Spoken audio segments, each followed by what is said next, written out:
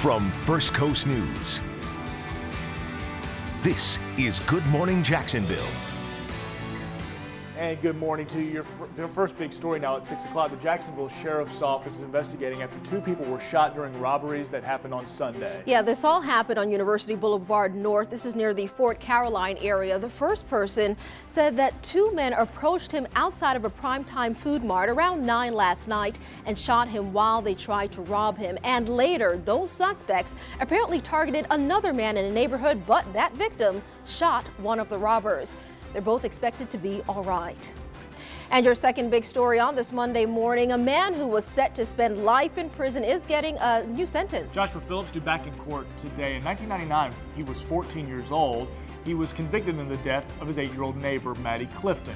Well, the Supreme Court has said it is unconstitutional to sentence juvenile to mandatory life in prison without parole. So a court will begin discussing Phillips' new sentence. That'll happen today. And your third big story, we've got more activity to talk about. This in the tropics. We do officially have Tropical Storm Franklin. Notice the cone of concern. Notice which way it's heading. Won't be affecting us. That's what I want to hear. Yes. For a closer look, though, we want to check in with our storm expert, meteorologist Mike Prangley. Good morning. Yes, does look like in the tropics, really ramping up with Tropical Storm Franklin. Big concern is a lot of folks on vacation down in vacation land. The Yucatan could see some gusts over 70 miles per hour, drenching rain as we head into Tuesday, and maybe this thing ramping up to hurricane status before reaching northern Mexico by late week. So we'll continue to watch that. There's also a second wave behind this, and this is better news. This is going a little farther north, a lot of dry air and wind shear to overcome. So right now, just a 20% chance of development. Closer to home, it's all about back to school. Brantley, Pierce, Charlton counties. And yes, we do have that area as the storm zone today, but I think not until after school. So if the kids have some extracurricular activities, maybe a little tough picking them up by late day between 5 and 7 for Folkestone Elementary, our school today. Notice the maps painting that precision forecast, showing that storm zone. The window between 4 and 7 o'clock includes Waycross, Folkestone. Off to the east, main impacts could be some flooding, mainly street flooding in the poor drainage areas. Lightning, wind gusts over 50 miles per hour. We'll take a closer look at those storms and time them out coming up. But first, Katie Jeffries in the VyStar Credit Union Traffic Center. Thank you very much, Mike. Happy Monday, everybody, and happy first day of school for those of you headed back to school today. Let's take a look towards the Dames Point Bridge. Traffic looks great there at the moment. I'm not seeing any lane closures or any problems. Let's take a look towards traffic maps to help you all out. Your major interstates are moving very well through the west side of town. A little slowdown as you approach NAS Jacksonville on US 17. That's to be expected, though, from traffic headed towards the base, but no accidents on Blanding or 17 at this point. Taking a quick look towards the St. Augustine area, traffic around St. Augustine Beach, Volano Beach, all moving very well. Tiniest hint of a slowdown here along kind of westbound 16 as it makes its way towards I-95. Probably just people kind of stopping at a stoplight because there's no reports of accidents there either. Back to you. Thanks for that, Katie. And developing now, a suspect is behind bars after a missing woman's body was found in a pond on the west side. Lee Rodarte apparently confessed to killing 21-year-old Savannah Gold and led police to her body. This happened Saturday. Well, now we're hearing from Savannah's parents who say that they knew something was wrong the night she went missing. We want to get right out to First Coast News' Monica Garcia. She is live with the very latest on this case this morning. Monica. Well, Keitha, it's a tragic ending, and of course, a family left devastated. I'm standing in front of the West Side Pond where on Saturday, police were led here by that suspect, and they were able to recover the body of 21-year-old Savannah Gold. Of course, her mother tells me she's a girl that loved to dance, had a lot of friends, and loved to play lacrosse. So far this weekend, people have been coming out here, friends and family, leaving items like you see here at this makeshift memorial, stuffed animals, even a note saying you're so pretty, we love you, as well as a statue of an angel. Now, this location is about 8 miles away from the Mandarin restaurant Bonefish, where the two worked together. Online records from a 2006 traffic stop show Rodarte used to live in a subdivision near this location. We also obtained exclusive video that shows Rodarte in police custody Saturday night. Well, yesterday he appeared before a judge for the first time. He was charged with murder and tampering with evidence. Now, police say he later confessed to killing 21-year-old Savannah Gold and dumping her body right here at this pond off of Club Duclay Drive. This all started Wednesday. Of course, we've been covering it. Surveillance video shows Savannah pulling into the parking lot at her work over there at Bonefish Grill, where Rodarte was in a car waiting for her. She got into his car. Some sort of fight happened. They got into a fight. Well, Rodarte exited the vehicle, but Savannah never did. Rodarte later admitted to killing her inside. I spoke to Savannah's mother yesterday, hours after she learned of her daughter's death. He extinguished such a beautiful soul. She didn't deserve that. And he dumped her in a pond. Well, police say after Rodarte's death, they say that he tried to cover his tracks by slashing her tire as well as sending strange text messages to her family. In the meantime, Sherry Gold says they're now focusing on getting justice for their only daughter. From the west side of Monica Garcia, First Coast News. Thanks for that, Monica. Now, you likely remember this video. We're about to show it to you in just a second. It's going to show people hopping over a CSX train after it blocks the entrance to the Ortega Hills neighborhood. This happened back in June. Well, now a city councilman is telling us more about his plan to fix the problem. Councilman Jim Love, he met with residents Saturday, telling them more about his $3.4 million plan. It would create a third road out of the area that does not cross any side track. So if a train gets stuck, people can still get in and out. Love says the council won't vote on the measure until September, but the city can start speaking with landowners to get approval right now. We could still be negotiating. Heck, that could take a year anyway. But the good news is we've been approached by an attorney who represents them, and it looks like there's a chance that it may go smoothly. Hopefully it will. Says the funding will come out of the city's capital improvements budget, and it'll be voted on when the council looks at the entire city budget in late September. Lou? Keitha, thanks. It's 6:07 this Monday morning, and happening today, JTA launching a brand new route, and this is just for Amazon employees. A new bus route will take those workers from a park and ride lot on Armsdale Road right up to the company's new fulfillment center near the airport, dropping you off at the front door. That center is said to open in about 2 weeks, right in time. Well, a former congresswoman maintains her innocence after she was convicted on 18 federal counts related to fraud. And today, Corrine Brown heading back to court as she fights for a new trial. Alex Ositis joins us now live with more on what's happening today. Hello, Alex. Lewis, this is just days after Corrine Brown canceled that fundraiser she was hoping to get for her legal funds. Now, we watched as Corrine Brown would walk up these steps into court for weeks back in May. Now, today she'll do it one more time as she hopes to appeal those convictions of 18 counts of tax and fraud charges she was found guilty on back in May. Now, she does face federal prison time. Her attorney's argument today is going to center on a juror being removed during deliberations. Now, Brown, again, canceled a fundraiser. She was hoping to help with her legal fees. She says it was a matter of the weather as well as needing time to sell more tickets. She's trying to raise $1 million for her defense. She says already she spent more than $500,000. Here's Brown on her legal fight. Now I need funds, so I have to ask for them. What's different about it? It is different. I don't like asking for funds. I don't. Brown will be back in court today at 3 o'clock. We'll have reporters inside the courtroom bringing you the latest information. Reporting live downtown, Alex Ositis, First Coast News. All right, General Motors recalls 700,000 vehicles all around the world, and at 6:13, why the company wants those vehicles off the roads. And at 6:17, power in a very small package, but it is a lot of power. A Little Leaguers hit that was on the professional level. Watch that in a minute.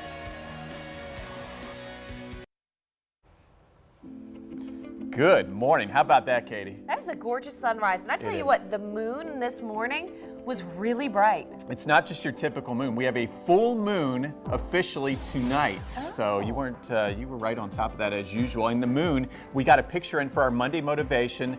Check this out, Teresa Lewis on the St. John's. This thing is just bright. Here's what Katie was talking about. So we love sharing your tweets. Send them in and we'll just talk all morning. You know, talk about so many different things, but I love showing that moon. We showed you the sunrise, and you can thank the Saharan dust for some extra beautiful sunrises and sunsets. Katie likes the Saharan dust update. See this red plume in from Africa? It has made it into northeast Florida, so that also enhances our colorful sunrises and sunsets. So let's give that weather wheel a big spin. We got a beautiful sunrise on the way, 6:49, and check it out.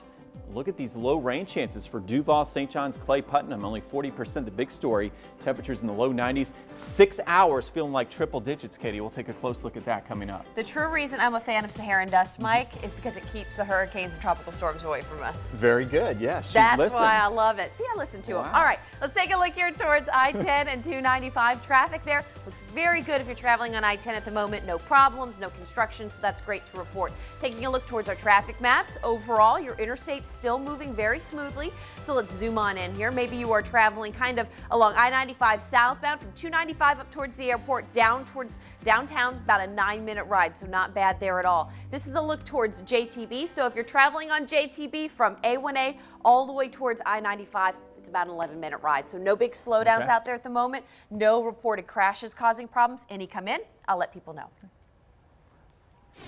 The U.S. military has called off the search for 3 Marines whose aircraft crashed off of Australia. I'm Lindsay Boach, and that's topping your national headlines at 6:13. There were 26 people on board the plane when it went into the sea. The Navy and Marines rescued 23 of them. 1 Marine was injured and was airlifted to the shore for treatment. A recovery operation continues for those who are missing. All right, this is frightening. 2 more homes have fallen victim to that giant sinkhole in Florida. This massive hole opened up last month. 2 homes were taken with it at the time, but now 4 more homes were condemned this weekend as unlivable. It's now about 300 feet at its widest point. They're hoping that they can float a barge on the water inside the sinkhole and tackle the clean out from there. All right, if you drive a Chevy or GMC pickup, listen up. General Motors has recalled more than 700,000 vehicles because of a potential steering issue. They may have a software problem that is causing them to lose their electric power steering assistance for about a second. The trucks are particularly vulnerable to the issue when the driver performs low-speed turns. 2014 Chevy Silverados and GMC Sierras are the trucks that are potentially affected by this issue. So take your truck to a dealer where you will get a free software update if you drive either of these 2 vehicles. American sprinter Justin Gatlin stunned Jamaica's Usain Bolt, the fastest man alive, winning the 100-meter world championship in London. As Bolt has often done before, he got a terrible start, but this time he just couldn't make it up. 35-year-old Gatlin timed his surge and dip to perfection, a photo finish. He also edged out his American teammate Christian Coleman, who beat him in the semifinals. Gatlin and Bolt both paid their respects to one another. You see it there. But I want to see them running next to an average man or an average woman, because you could see them flying across the screen, but I want to know how fast they're actually going and giving us some perspective. You wouldn't even see the other guy. No. They're just way back there. Just take a look at that time. I want to see them running with Mike Prangley, is what I want to see. I think he's built for distance, not speed. Yeah, Mike is not a sprinter. He's a long-distance runner for sure. That wouldn't work. I would. Mike, you up for it? All right, I'll call Bolt right now. 6:15 is your time. Still ahead on Good Morning Jacksonville. A new leader will soon teach our community's youngest talented musicians. Meet the new leader, Jacksonville Youth Symphony Orchestra. That's at 6:23. But first, Ryan Lochte returns to the pool after a 10-month suspension. Good Morning Jacksonville is back in 2 minutes.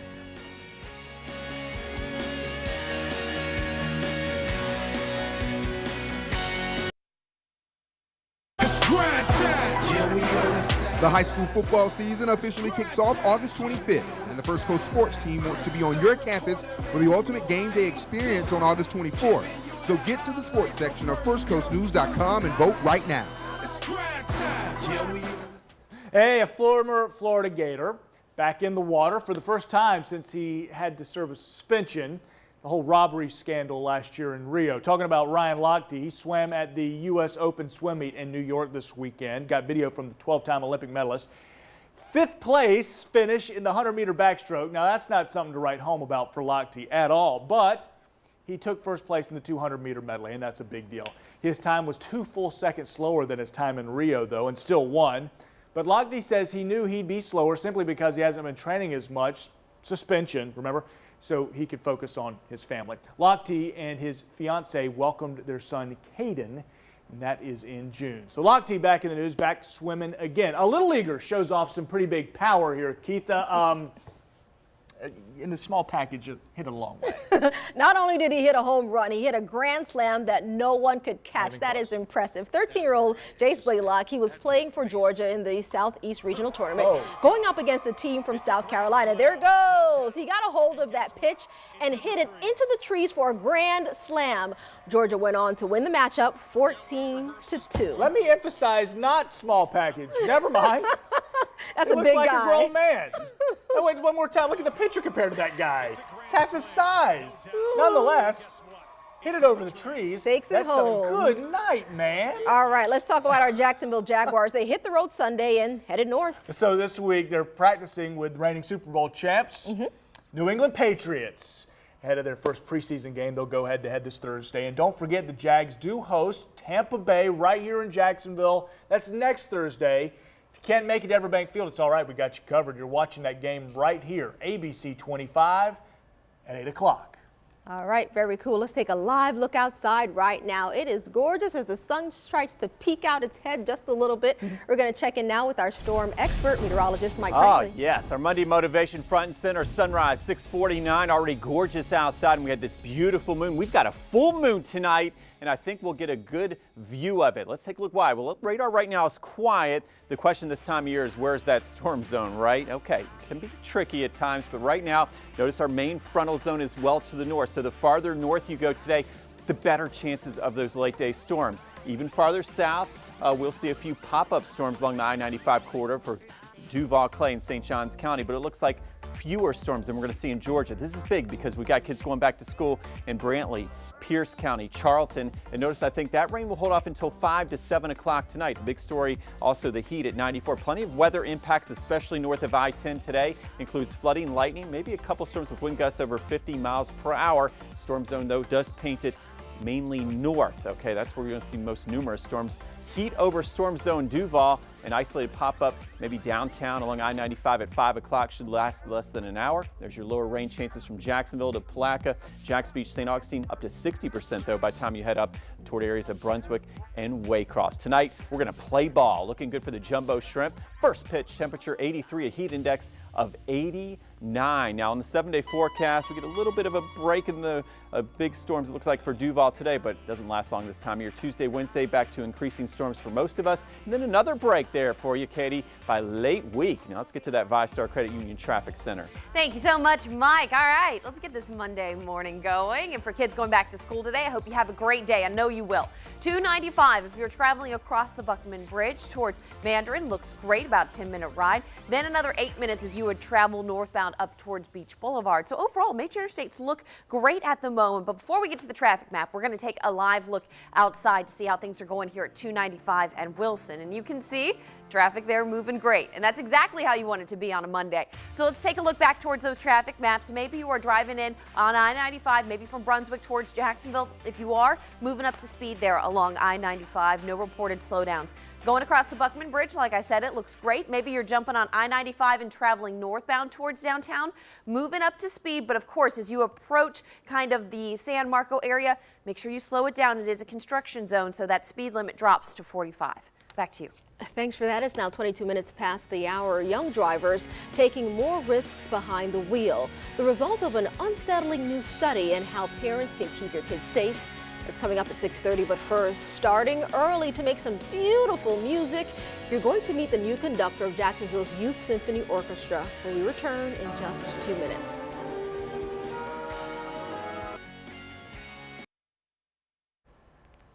And welcome back. We appreciate you waking up with us here at Good Morning Jacksonville on this Monday morning. So a fresh face, now leading Jacksonville's Youth Symphony Orchestra, is settling into her new role. We're still a few weeks away from rehearsals, but the excitement is already building. Our Alex Ositis has that story this morning. It's quiet now and the seats are empty, but soon, that's all gonna change. Everywhere I go, even though the environment's different and the place is different and the people are different, we're all united by the same thing. Jana Tham will be at the front conducting the symphony's youth orchestra. She might be new to Jacksonville, but no stranger to the job.